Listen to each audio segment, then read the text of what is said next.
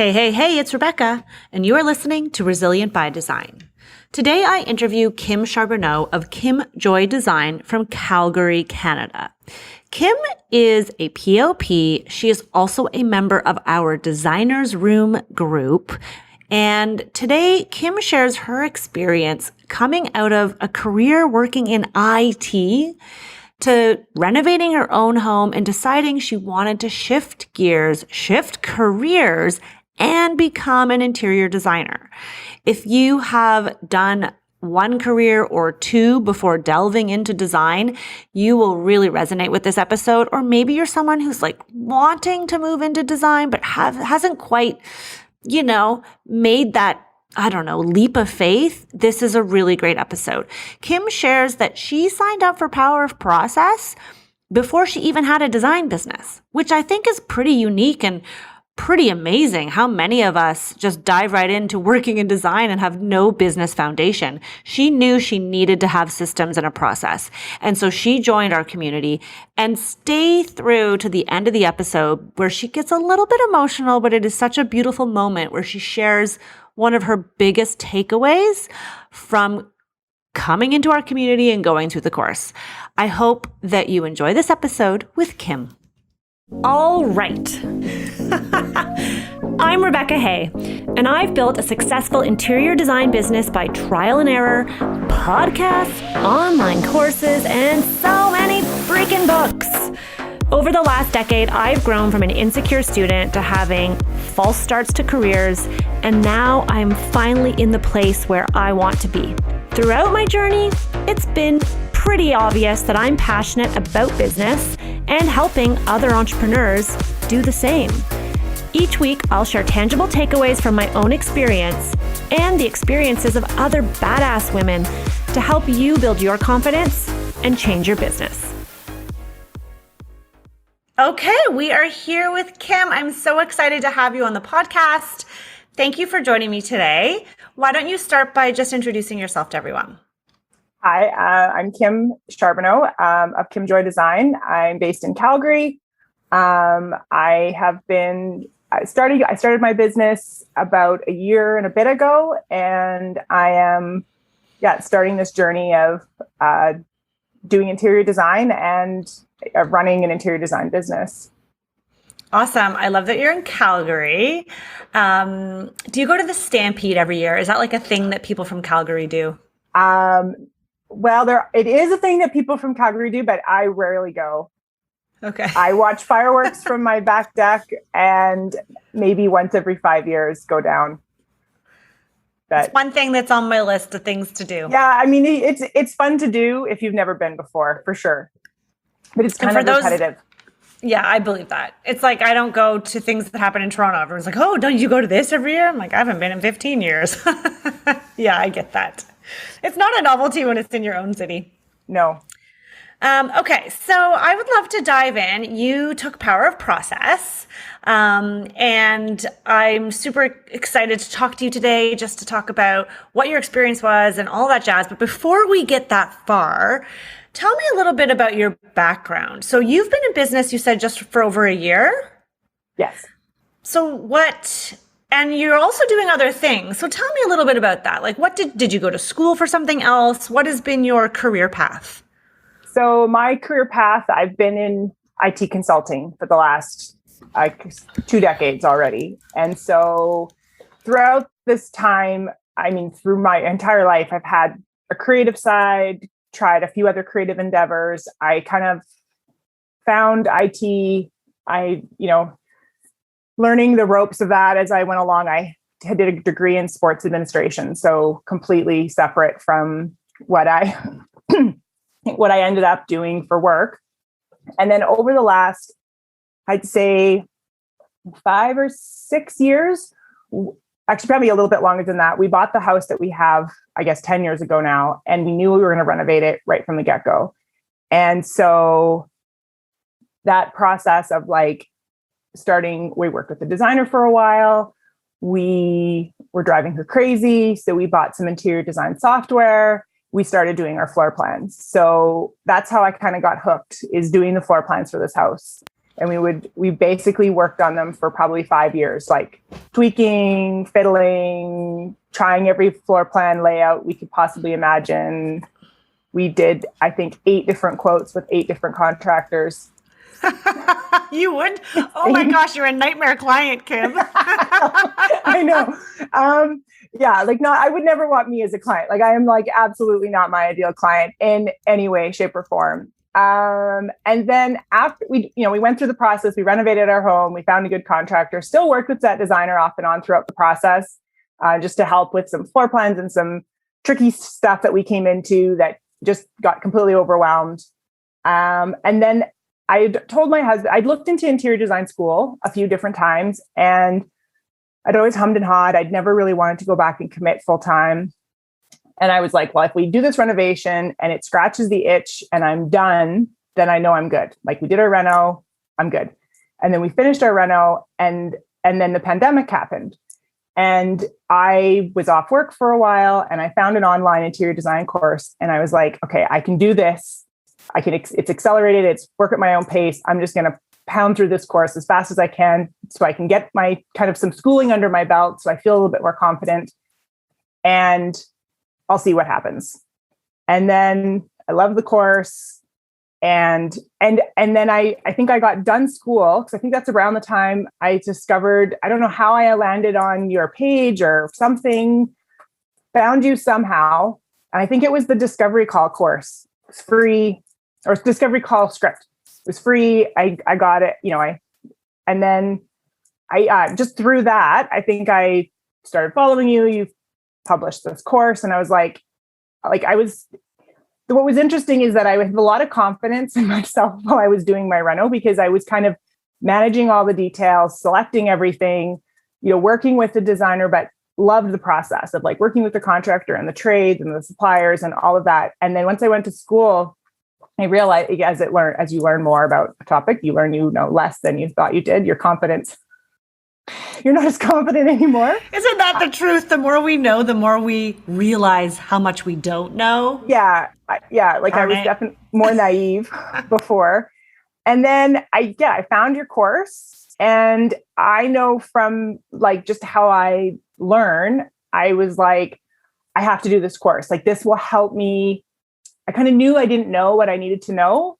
And what I hadn't been exposed to was all the different service offerings within interior design, because I had a very limited scope of what I'd experienced. Like the designer we worked with was great, but she did floor plans and she gave us some hard selections, and that was it. She didn't guide us through the process. And I ended up doing that all myself. And after we were done, and as I was going to school, I was like, well, I want to do for other people what I did for us, but I didn't know what it was called. Didn't know that other interior designers even did it, because anyone I'd encountered was kind of just strictly specifications, hard selections, and that was it. And it's like opened my whole world to like, oh my goodness, like all of these things are, and your specific examples in all the process, like the full service design, I was like, oh wow, like this is it. Also feeling completely overwhelmed, trying to be one person to do all of that, trying to figure out how that'll look in the future. But yeah, that's how I ended up in our process. Wow, and I knew that I needed some structure for what I was going to do. Like I couldn't do it. I didn't want to spend, and I'm older. This is second career. I don't want to spend 5 years fumbling around. Yeah, I love to hear you say that. It's so true. I mean, that's why people take online courses a lot of the time, is because that's why I've taken them. You want to fast track your learning curve, because you don't want to spend a decade learning from your own mistakes. You're still going to make mistakes. You're still going to learn from them, but the fewer you make, the better. For sure. For sure. Yeah. So, okay. So much in there. So once you finished your home reno, you went to design school online and you realized, okay, yeah, like this is what I want to do, but shoot, there's still so much to learn. When you said that, what did you mean by that? Was it like color theory and AutoCAD, or was it just the industry and the business? Like, what did you feel that you were lacking? Because experience is a good teacher, but you weren't quite confident, it sounds like, to just open up shop and be like, all right, come hire me. I think it was I think you talk about this a lot, but it's the business aspect of it. Like, I thought it was like, I'll just go to someone's house and do their floor plans and pick some tile, and that'll be that. And then I think the one thing that I've realized, and I mean, I work for myself now in IT, and the only way I get paid is my billable hours. So as I've done the math, and I feel like interior design for me is because it's so much more intense process. Like, I really get into it, and I am realizing like I can't possibly spend as many hours doing floor plans, let's just say, as I do doing my like day job. I will be exhausted. I will be wiped out. There's no possible way I can do 40 hours a week of floor plans and try to make the same amount of money just working hourly. And that has kind of been a eye-opening thing to me. Like, how else can I make money doing interior design, like trade accounts and all this stuff that you talk about that way? Like, how to make my business more profitable so that it's not just my hourly time that I apply to something, because that's the only structure that I had in my head of like, and then I was trying to do the math of like, how many clients would I have to earn money in an hourly way. So like figuring out how to make, that's the stuff that I knew I didn't know how to do. Like, I came out of school thinking it's just going to be the same as it is now. I just work hourly. And I have realized very quickly, I need to different fee structure. Like, there's no way I'm going to have enough time in my year to do all the hours that I would need to do. Does that make sense? I love that yeah, totally. And I love that you did the math to figure that out. That's amazing. Most designers don't do that. They just keep hoping for the best.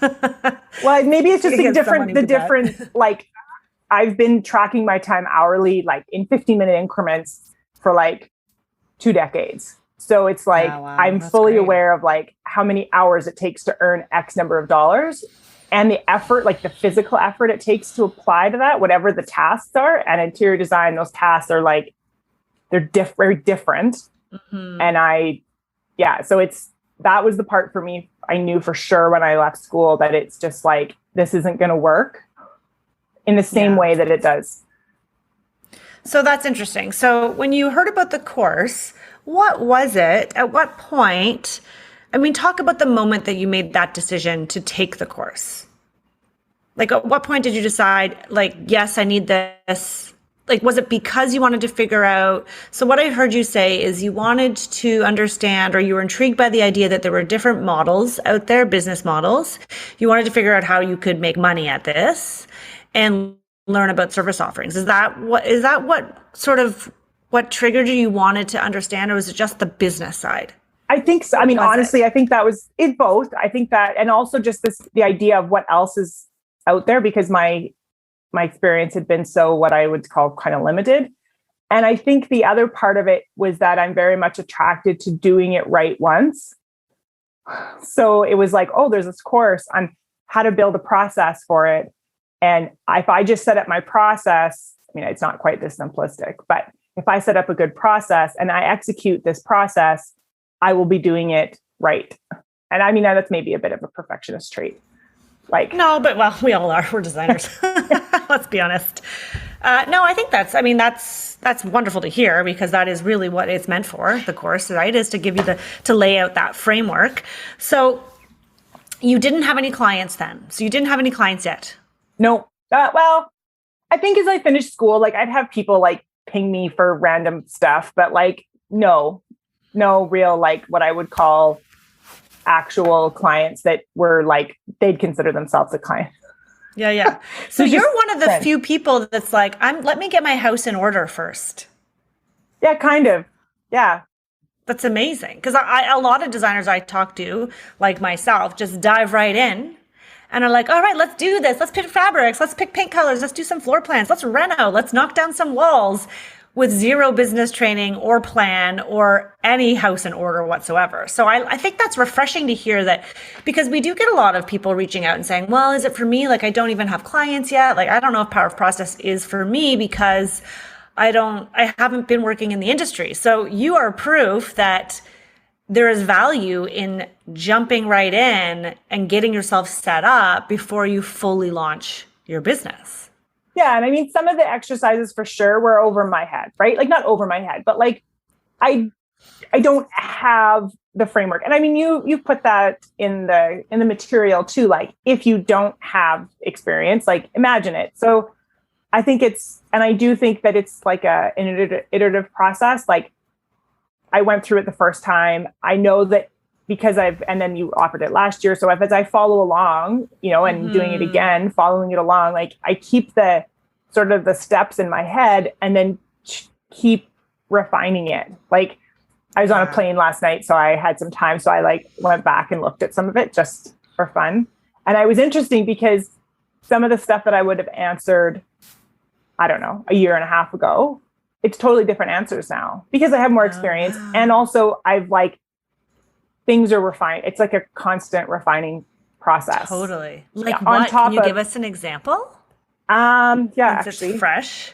Sorry, yeah, just give me 1 second. And while you're looking up that example, I love hearing that you do go back to it, because I think that's one of the perks of how we've set it up, and that once you sign up, you have lifetime access. And so what that means is you always get the most current version too. It's not you're stuck in the past with the version from 3 years ago. You get the most current version that we are sharing, and you get to go through it with the new students. If you want to, you can join live again. You can show up for the Q&As, right? There's so much value. And you're right. Sometimes it's like I was saying the other day to someone about it. Oh, was it? Oh, about the podcast. And I said, you know what I love about the podcast or podcasting is that when else in your life do you get to have a great conversation with someone? You have takeaways and you leave and you're like, oh, okay, yeah. And you think about things, but then you could go back and listen to that conversation like a fly on the wall.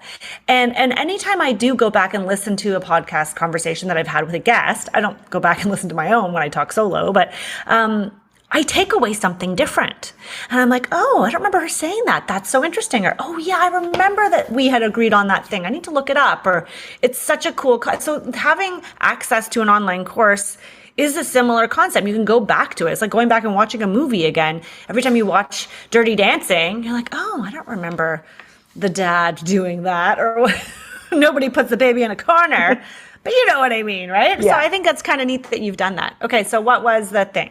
Yeah, I think that, I mean, it's kind of right from one of the beginning pieces of it is that who's my ideal client? And it's been something that I've been stewing on, like, who's this person? And I think the person that I had imagined it would be in the beginning isn't quite what I think it is now. Like, I think the thing that I am the most, like the thing that I'm realizing that I like the most is I'm a problem solver by kind of my nature. So like I have this client now, she's on paper, like in some fashion, she would have been my unideal client when I first met her.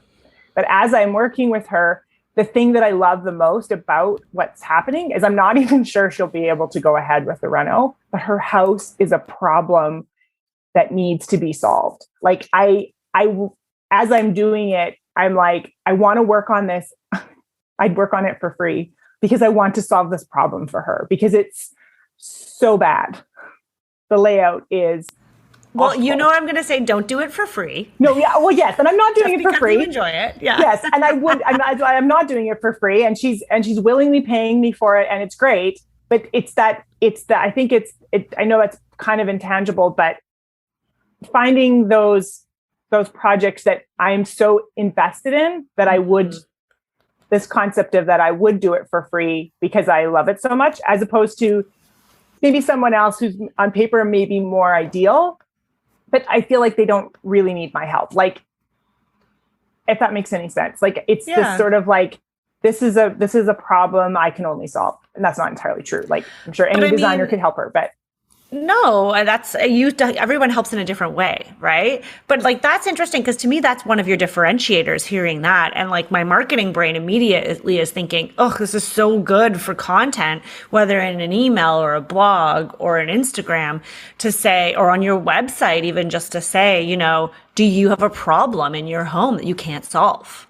Mm-hmm. My specialty is problem solving. I absolutely love walking into homes that have the trickiest space planning or the trickiest, unique situations. And maybe you start to share examples of problems that you've solved. Like that to me, if you start talking about that, and maybe you already are, but that to me, like not everybody wants to solve problems. Some designers just want to make it pretty. It's true. Yeah. Very cool. Okay, Yeah. so let's just talk about, so you didn't have any clients before you took the course. Now, since you finished the course, what's going on in your business? What has, at what, sorry, like what, like how do you feel now? I definitely feel, so yeah. So, I mean, overall, I have this mantra that progress is progress. Like everything is progress, even if it's not making very much progress. It's something I'm learning and I'm moving forward. So I'm trying to keep that sort of positive mindset. I think the biggest difference is that as I've had leads come in, and it's been a handful, there's been times where it's been a family or a friend and, they're paying clients, but I've let this process slide because they're family and friends. And I haven't really followed anything through. I didn't really step them through anything. I think maybe because I was a little, I don't know. It feels like it's harder with people I know, but I've had a few that are complete strangers. And so in those two cases, I decided right from the get-go, I was going to follow like the script to a T. So like, welcome email, discovery call, investment guide, do the call, do the steps, book the consult, do like every little step of the way. And so that's been probably the most, and I'm obviously it's not perfect by any stretch, but having like doing the framework up front and then actually being able to step through it with people and seeing, okay, what's working, what's not working, what could I do better? Oh, shoot, I skipped a step on purpose. And then it still was kind of, learning those lessons as I went along. Yeah. Actually, sorry, I was gonna say this. You asked that question at the end, like, what was the big takeaway for the whole course? It was going to be this, like, stick to your process, like, stick to it. Like, once you do it, Yes. stick to it. Stick to your freaking process. It's like, Trust me. Yeah. Yep. Every time I veer from I still veer from my process from time to time because it's a friend. I always regret it every single freaking time. Yeah. And I think that's where I'm at now is that I was doing the process and communicating along the way too, because there's been a couple of times where I haven't been as clear as I should have been. I kind of assumed people might understand some things. And I think you've said this many times. Other people say this, like other, courses and information that I glean is like, over communicate. Because I think just maybe how I'm wired up is like, it's like, well, if I've heard it, I kind of remember it, but I forget that that's not how clients work. They don't necessarily know everything there is to know about interior design. And this idea that you repeat, like, you say it in your welcome packet, you say it in your investment guide, you say it in your whatever, like you just repeat yourself over and over and over again. Like, this is the process. This is the process. This is the process, so that they know it too. And that's a hard one for me because sometimes I feel like I'm just repeating myself, like I'm a broken record, but it works. Yes. I think that's the thing. It's encouraging is that it's like, there's people like yourself, other people on the course, other designers out there who are like, who very much in this, like everyone follows the same process. is that if you do the steps, it works, which is kind of takes, I guess, the guesswork out of it. Totally. And I mean, your steps might be different than your friend's steps, than my steps. It's about following the steps, whatever they are, right? Yeah. And I firmly believe it isn't a one size fits all. I tried that and it didn't really gel with me because I think all of our businesses are unique. But that said, that doesn't mean you need to be flexible with your process. It means commit to the one that works for you, tweak it as you go, which it sounds like that's what you're doing. It sounds like you're learning a little bit in your own hard way when you don't, like, you learned in POP, like, yes, use a process. You're like, yes, in theory, great idea. Yep. But in implementation and actual using and making sure you're doing it every day, it's hard. And I like that we're having this conversation because I have had past students who are like showing up for every Zoom call. They join designer's room. They're super active and they say to me, yeah, I'm still not following a process, Rebecca, but I just love being in your community. And I'm like, lady, you gotta actually do it. But I mean, you're trying, which is phenomenal. Like it is not easy when you haven't had a process at all to just tell everyone this is how it goes. And I think that's really honest of you to share that with friends and family. It's hard. I mean, it's hard to be, I don't know what it is, but we're really close with people, unless you're just someone who's very, and I'm not like this, like, what would be the word? I have people in my life who are just like, nope, this is the way it is. And they're just like, boom. I'm not that person. So for me, if it's like a family friend or a family member, I tend to be a little bit more wishy-washy noodly, but I do regret it. And so now I make sure that if they're interested, I always say, awesome. Send us an email. My office will send you some information. So it gives me a buffer. And so I don't know if you've tried doing that. And I know it's hard when they're really close to you because they know you don't have an office or they know you don't have an assistant, right? But if it's someone who's a little bit removed and you can do that, it does help so that they can see. And sometimes family and friends are like, yep, happy to pay your fee. Let's go. Mm-hmm. Right? Let's follow your process. I had a really great interview. I had a really great podcast interview with this guy. It's coming out next, well, I don't know when this is coming out, but it'll by the time this episode comes out, it will be out. And it is Adrian Ramsey on his podcast, Does Talk Design. And he said, and he quoted, and I'm going to read this because it's so powerful. And I know you'll appreciate it, Kim. That it was a quote from Richard Petrie, who's the Architectural Marketing Institute, I think, in Australia. This guy's in Australia. He's a mindset coach. But the quote is, oh God, my chicken scratch. If they're not following your process, then you are following theirs. Which I thought was super powerful. I was like, yep, totally. Because the other thing is your clients don't have a process. Yeah, well, I was just going to say that. Like, right? They just don't. And yeah, I have, the one friend I'm thinking about, like, I tried and it didn't really work out. And she just was like run off her feet. And, she kind of pulled it off what she was up to. But like, I just watched her from the sidelines, like, oh my goodness, like I could have helped, but she genuinely didn't see the value in and I probably never was able to communicate fully the value that I could have provided for her. And she just killed herself. And it's but you know what? Some people just will never see the value and that's who they are, regardless of how much you try to express your value. What Adrian used this example, which I thought was really clever. He's like, you don't go to the doctor's office and say, I have a pain, like right here on my side. And then proceed to tell the doctor to just open you up and investigate. The doctor has a process, right? He's like, let's see what all the options are. What could we, by process of elimination, like whatever the doctor does, they do tests, all the things. You're not going to dictate to the doctor how to treat your pain. I mean, you might do a little Google WebMD search yourself, but it's the same thing in interior design. I mean, we're not saving lives, but we can give you a really great result if you follow our proven process that we know works. And even if I haven't used it before, I know at least like 200 designers who are doing the exact same thing across the continent. So that gives me that backup to know that it works. So trust me, I got you. Yeah.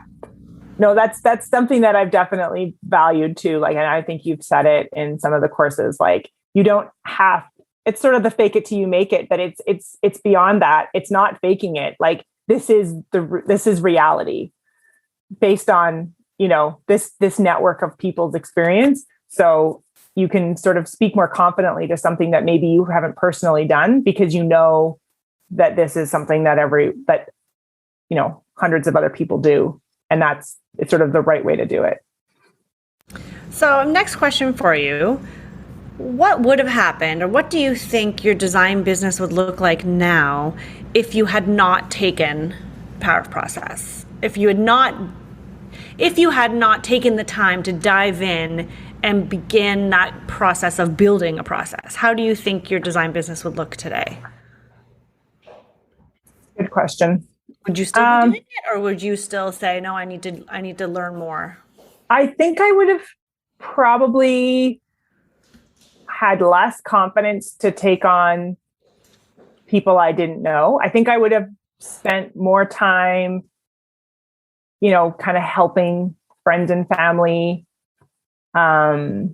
Definitely not feeling as confident. And it might have stalled out.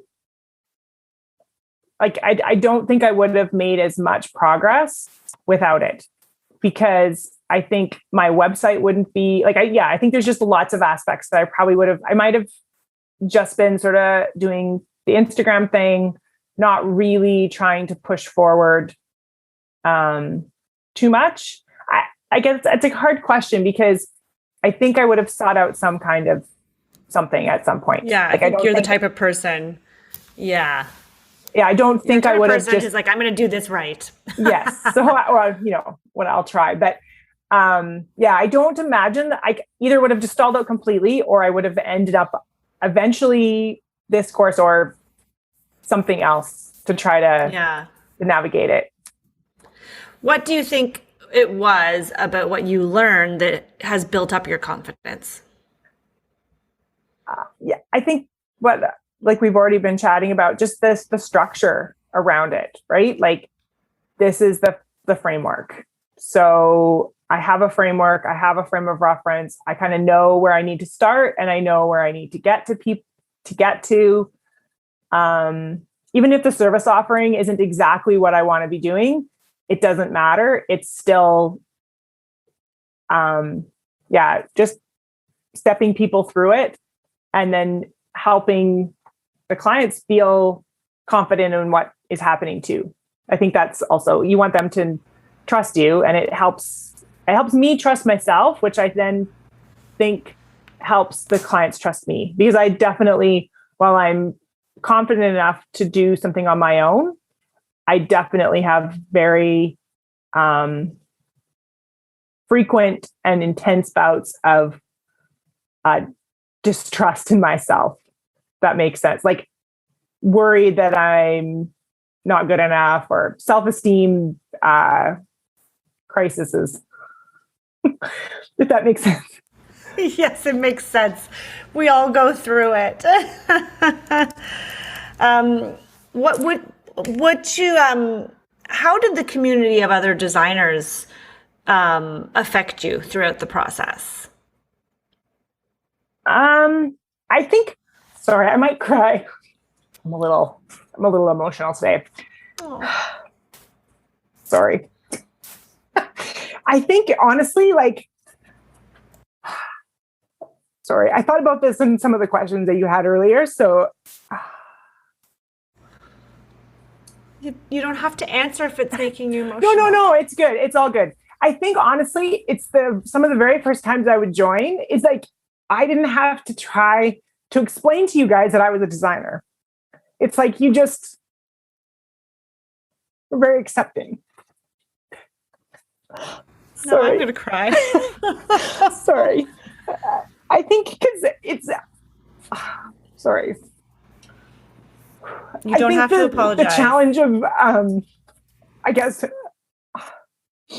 reinventing myself a little bit. And so it's like, to other people, my friends and family or whoever, it's like, I have to, this, whatever you want to call it, this time where I'm like not doing it full time, it sort of feels like a bit of a struggle. but inside the community, you guys are just like, you're not asking for credentials. You don't, it's just like, oh yeah, you're here. You're a designer. You're going through everything that we're going through. And yeah, just so accepting. Like, I know it sounds kind of maybe too. No, that sounds amazing. That sounds amazing. And so many designers, I'm like tearing up now, because that is my goal. I want inclusivity, and I want to have and foster a community where people feel exactly the way that you described, Kim.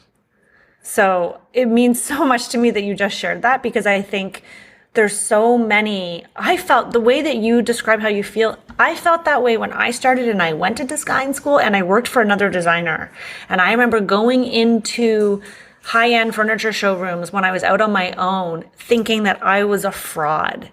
Right. And having a business card. And I was like, I didn't even want to say what I was. I'd be at parties, and I still had been doing this for several years. So your sentiments and your feelings are so common. And it's something that as a community, we can lift each other up. And it sounds like that's what's happening inside our community, because you don't need the credentials. Anybody who works hard, you can be a designer without doing 4 years of school somewhere or working for 10 years for a design firm. Like, there's so many super successful people who come from varied backgrounds. Yeah. No, it's interesting. I met a designer the other day at a furniture showroom, and she's been out of design. She was in oil and gas, and she's just come back, and she's, the resident designer at, one of the showrooms here. And we got to talking, and I think I was asking if she was going to go to High Point. And she was like, oh yeah, no, I want to go, blah, blah, blah. And I was like, oh, I'm in this designers group that like, they're going and they're going to share everything that happens and all this stuff. And she's like, oh my goodness, like, where's this group? And I was like, oh, I told her about designer meetups. And she's like, oh yeah, like, she's like, my designer friends, they will not share anything, nothing, zero, zilch. I was like, what? I was like, I've heard that happens. But I'm like, that's not been my experience, but I've heard that happens. And I was like, so I gave her your name. I gave her the meetups group. And I was like, I said, yeah, it's based in GTA, but like, it's fantastic. It's like, you'll get the inside scoop on whatever it is that you're looking for. And she's like, yeah, like one of my best friends won't share a single contact with me. Seriously? Jeepers, yeah. Like, she's like nothing. And I was like, oh, that's awful. It's like, oh my God. Just when I feel like we've come so far, it exists. But you know what? That's why we have this community that we have. And that's why if we all keep sharing with each other and like doing what you just did, inviting someone into the community so that they can see that we don't have to compete with each other. We're absolutely not each other's competition. Absolutely not. Whether you're in the same city or the same country, like, it doesn't matter. You're just not. Oh, that's so, well, we're so lucky to have you inside our community, Kim. You are such a light. You're always sharing, you're asking questions, and that's what I want. And I always want, as this community grows, I want to keep that feeling and I want to keep that experience so that new designers who come in, whether they've just finished school or they're making a career change like you, I would say probably 60% of the designers that I've encountered are doing this as a second or third career. It is very common to do that. So everyone is welcome. Everyone is welcome. Yeah, yes. I touted in my Facebook group for my school, like, anyone who's from Canada or the States, like, I'm always telling them, you got to join. I think one of the girls that just joined designer meetups, she had finished school after me, and she's like, oh, I saw it, but I wasn't confident enough to join. And I was like, don't join. She's like, oh, I've seen it, but I wasn't sure I could do it. And I was like, just do it. And then she popped up a couple days later. Oh, so good. Oh, awesome. Look at you, our ambassador. I love it. I love it. We're going to give you a ribbon. Yes. That's awesome. Okay. Wow. This has been an incredible conversation. Thank you for your honesty and being so open and sharing your experiences and where you're at. Do you have, I feel like you kind of already shared your nugget, but is there anything, I know you mentioned like process and not deviating from your process. But anything else you think would be valuable to leave and end this conversation with for our listeners? I had some notes. Can I take a quick peek at my notes? Yeah, and anything I didn't ask you, share away. I did. I wrote down a bunch of stuff. Just gonna see if I had anything that I hadn't said. No, I don't think so. I mean, honestly, yeah, I don't think there was anything that I could had thought about in the last like couple of days that I haven't shared yet. So no nugget, I don't think. Okay. Well, thank you. I mean, you've already shared so much with us. I can't wait to follow your journey. And everybody here who's listening, can you let them know where they can find you if they want to follow your journey into design? Oh, for sure. Everything's Kim Joy Design. So website is kimjoydesign.com. Instagram, Pinterest, all just Kim Joy Design. So. Is Joy your middle name? It is my middle name. Yeah. I love that name. Such a positive, just such a great vibe to that name. I love it. Kim Joy Design, so easy to find. Yes. All right. Well, thank you, Kim Joy Design, for being with us today. And I'm going to see your face very soon inside all the places that I see you. Yes. Okay. Sounds good. Thanks, Thank you. Kim. Bye-bye. How amazing is Kim? She's so open and honest, and it's just so refreshing to talk to somebody who is really still figuring it out and open to sharing what that looks like. I think Kim is a really great inspiration for those of you who are on the fence, not sure if you want to join our community inside of Power of Process, take the course, start an interior design business, perhaps like Kim.